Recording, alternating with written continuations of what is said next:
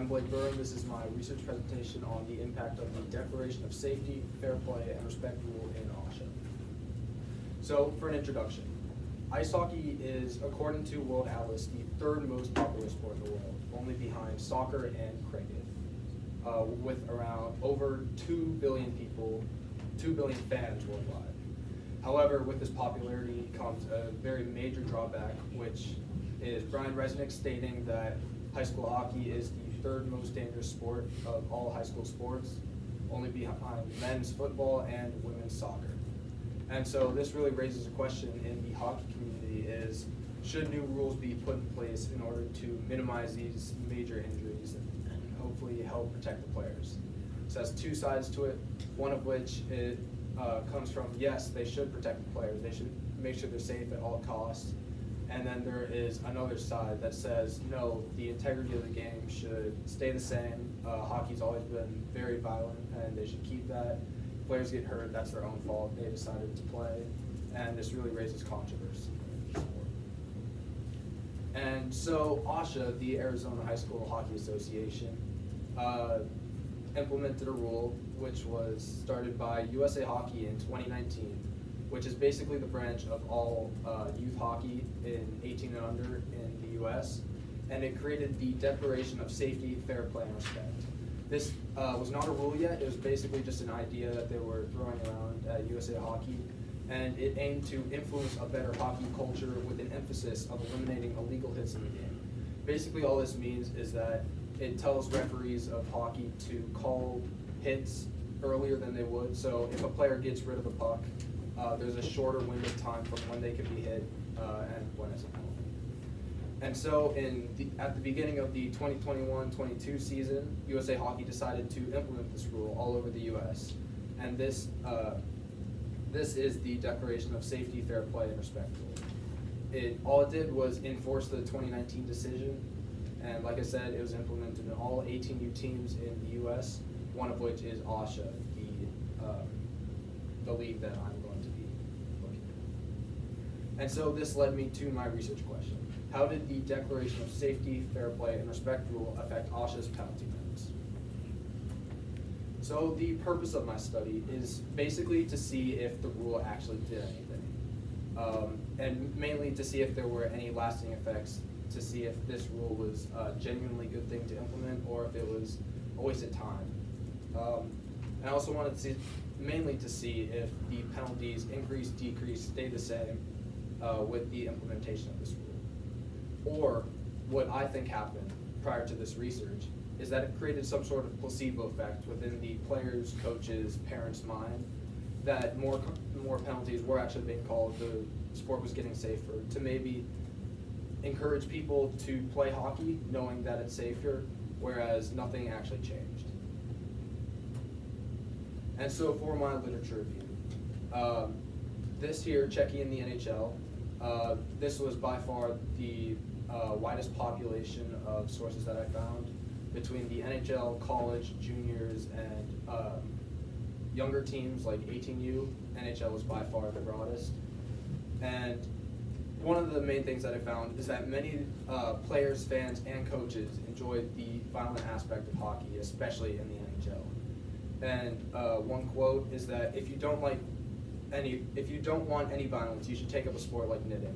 This shows that people are very hard fast about the brutality of hockey, and they think if it's changed, then it's not really hockey anymore. However, there's a lot of research in the NHL that points to how dangerous this checking can be, and that checking is the main reason for brain injuries in the U.S. This is supported by Donaldson and others that says the most frequently injured sites are located around the right ear, suggesting sideways impacts, which is exactly what checking is. And so checking in youth hockey, this had less information on it, but it still had very valuable information. And one thing that was very interesting to me is that there seems to be a very large underreporting of concussions, and that is a very, very big problem in youth hockey. And Devin Brooks says that the actual true frequency of concussions is likely significantly underreported. Personally, I can attest to this because one of my coaches he spent 17 years in the NHL, and when he was playing in youth hockey, he had many concussions, and he says that it messed him up a lot. He can't be around many people for a long time because it starts to hurt his head. And when he was our coach, he was very adamant about, if you're hurt, tell us and you won't play, because the long-term effects are so severe of concussions that he doesn't want us risking it. And however, to add on to this, it's very difficult to gauge rules that should be put in place for certain age groups. 18U, it ranges all the way from people who are just learning how to skate all the way up to high schoolers and almost college students. So finding rules that fit all these age ranges is very difficult. However, checking has seemed to be a problem in all age groups. One of these studies found that in 2 different leagues in Canada, one in Alberta, one in Ontario, one league had checking in a 12U league, and it found that with checking, there was about a 300% increase in all injuries and a 365% increase in concussions whenever the checking was allowed. It shows just such a dramatic shift from when checking is implemented. And since these kids are so young at only 12U, I can only imagine what changes would be in leagues that are older. And so, for my last point in my literature review, is that there has actually been a decline in penalties in the NHL and other leagues. This is clear from a study that analyzed all penalty minutes in the NHL from 2000 all the way to 2020, and it says that it peaked in 2002 at 0.64 fights per game, and then found a low of 0.18 fights per game in 2020, which was the end of the study. This shows a very significant decline, and this also receives backlash because these fights lead to less penalties, to less brutality, and people say that the sport isn't as entertaining. But this brings me to the second point of the article, which states that there is actually very little correlation between the actual fights of the game and the entertainment value. So this really shuts down that point and shows that hockey is entertaining even if there are fights or not. And so for my methodology of this, I utilize OSHA's website in order to gain access to all the penalty minutes. You are able to access the penalty minutes from past years as well as current years. OSHA started in 2014, the 2014-2015 season, but those penalty minutes were not available, so I had to start in the 2015-2016 season all the way up to the current season, which is the 2023-24 season. And so from this, I collected all the penalty minutes from these seasons, and I put them into a spreadsheet and organized them by months, years, teams, and penalty minutes for all the years that it was relevant. And so to analyze this data, I turned all these tables into graphs, and I also plotted the data over the entire interval, the entire 44 months that I was looking at, as well as individually before the rule and then after the rule. And then after this, I utilized a time series analysis, which is a way of analyzing the data over an interval of time and depicting change. This was first created by G. Ewell and J. Walker in the 1920s in order to analyze a trend thing over time. And so this is my findings here. This is all 44 months of OSHA. And as you can see, there is a steady line that shows a decline in penalties. This graph has an R value of about negative 0.43. So it has a pretty strong correlation, but not too high. And according to this data, the amount of average penalties called per month decreased by approximately 0.09. And over this entire time interval, from the blue line from the left to the right, the average penalties dropped from approximately 14 to about 9.9, showing that this is a problem and that penalties are decreasing. And that black line at about the 25-month mark is when the rule is implemented. And there is a jump in the data that you can see pretty clearly. And so these here are the graphs from the pre-rule change and then the post-rule change. Something that's very interesting about these graphs here is that they have higher R values than the one before. the graph on the left has an R value of approximately 0.56, negative 0.56. Then the one on the right has an R value of negative 0.53. These are higher than the one before, showing that these alone with themselves, as opposed to together, they have a higher correlation. And also what I think is the most interesting part of all this is that the graph on the left, the line of best fit, has a slope of negative 0.225, and the one on the right has a slope of negative 0.22. These are very similar, and they tend to hint at the fact that no matter what happens, penalties are always going to continue to decline. And so for my discussion, like I said, all the graphs have a negative slope of some sort, and this is very in line with what I found in the literature, that hockey is getting less violent, less penalties are being called.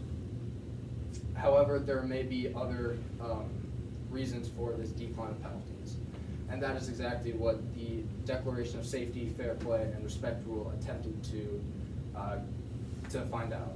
They thought that referees were getting more lenient, and so they decided to clamp down on this fact and implement this rule. And this rule seems to have done just that for a good amount of time.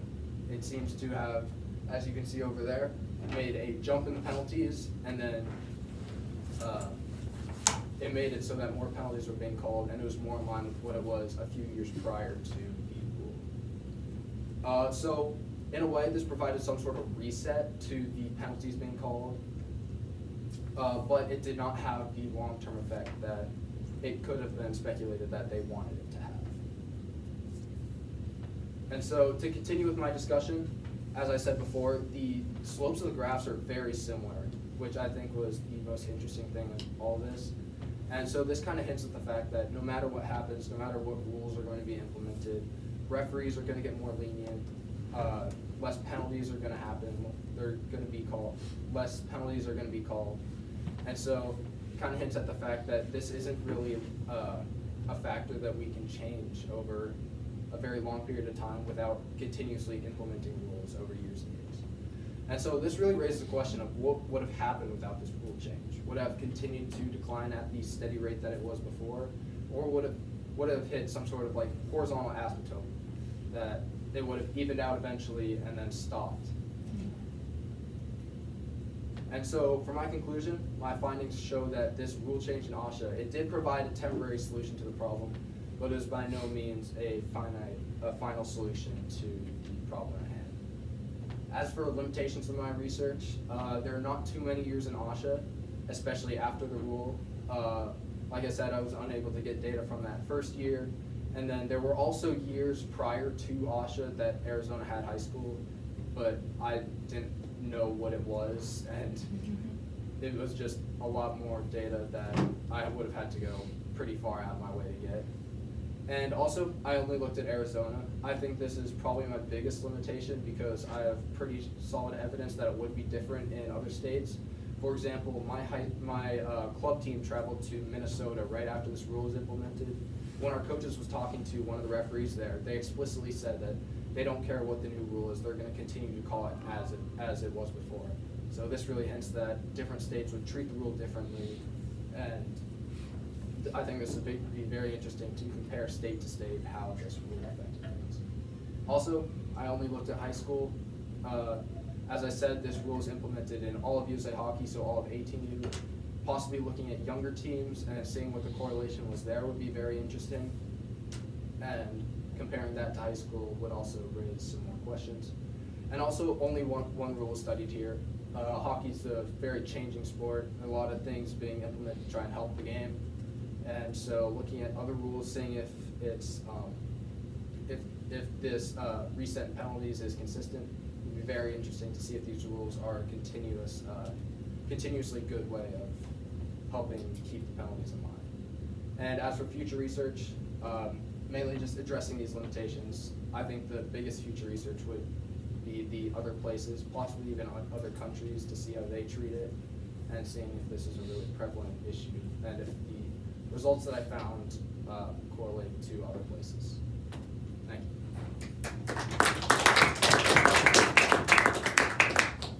Terrific, thanks, Blake. The panel's got 3 questions for you. right, Blake, so how did your initial exploration of the scholarly conversation, the literature that kind of led to your lit review, help you finalize your research question and project goal? Well, at first, I wanted to look at a lot more broad. OSHA consists of D1, D2, and D3 and JV leagues, with D1 being the most skilled. And so initially, I wanted to look at all the leagues and compare those. But after looking at many of the literature, they focused on very high-paced leagues like the juniors in the NHL. And so I thought that D1 would have a pretty significant amount more change than the other leagues. More is happening, there's more penalties, kids are bigger, and so that really led me to only focus on D1. Thank you. I was gonna go back to the question I asked earlier, because I think the real world implications of your study could be significant here. What do you think should happen going forward? I think the biggest thing is seeing what happens in the future without a new rule being put in place. Like I said, it's currently decreasing at that slope of -0.22. And so seeing if that continues would be very interesting, and seeing if it is truly a necessity that these rules need to be put in place. But I also think would be very interesting is seeing if this is in line with other sports, like other violent sports like football or women's soccer, like I said in my literature review. Seeing if there are rules like that, if that is a similar negative trend to what hockey does, or if it's different, if their rules have a similar effect on the data that hockey does. So I think doing that and seeing if this can go further than just hockey would be very interesting and could be applied to a lot more things. Yep. Thanks, Mike. So think back to your initial curiosity that sparked your inquiry, right? Obviously hockey, but are there any other curiosities that you have now? And then also consider how what you've done through this project, this process, prepared you to explore those questions you might have. I think other leagues would definitely be the biggest thing that I want to explore in the future, because like I said, it's so different in other places, other ages. And so I think a big one would be like the juniors. I think the juniors would be fascinating to explore. It's a very high-paced game, and I think my research here it's set me up for, if I were to do that, for success, that I would be able to successfully track that. I'd probably do it faster than I did with this. It took me a long time to work out how to do it efficiently, and so I think that would be very interesting and could very easily build off of my research.